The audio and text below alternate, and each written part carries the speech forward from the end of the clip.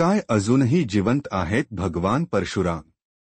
कुठे तपश्चर्या करतात माहीत आहे का? धर्मग्रंथानुसार 8 लोक अमर आहेत, म्हणजेच चिरंजीवी आहेत. त्यापैकी पहिल्या व्हिडिओमध्ये आपण अश्वत्थामाची कथा बघितली. या व्हिडिओमध्ये आपण परशुरामाची पौराणिक कथा जाणून घेणार आहोत. भगवान विष्णूचा अवतार असलेल्या परशुरामबद्दल आपल्या सर्वांना माहिती आहे. रागाच्या भरात परशुरामाने 21 वेळा पृथ्वीवरून क्षत्रियांचा नाश केला होता. यानंतर त्यांनी ही भूमी महर्षी कश्यप यांना दान केली आणि स्वतः तपश्चर्या करण्यासाठी गुप्त ठिकाणी गेले.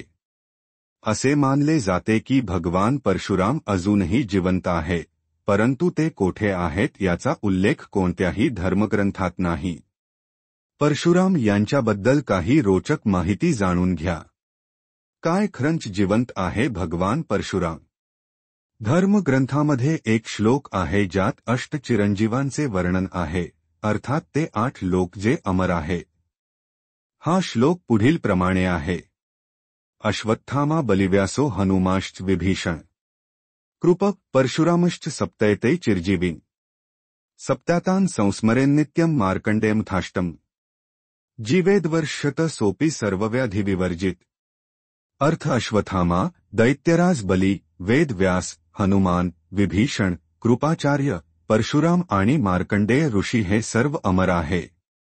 दररोज सकाळी या 8 नावांचे जप केल्याने भक्तांना निरोगी काया आणि दीर्घायुष्य प्राप्त होते.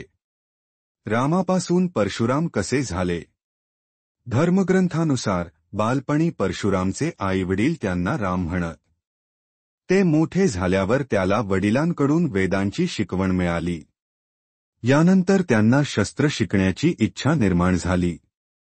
पिता जमदग्नी यांच्या सांगण्यावरून त्यांनी भगवान शिवाला प्रसन्न करण्यासाठी कठोर तपश्चर्या केली. प्रसन्न होऊन भगवान शिवाने त्याला अनेक दैवी शस्त्रे दिली. त्यापैकी एक परशु फरसा होती. हे शस्त्र रामाला अतिशय प्रिय होते. हे प्राप्त होताच रामाचे नाव परशुराम झाले.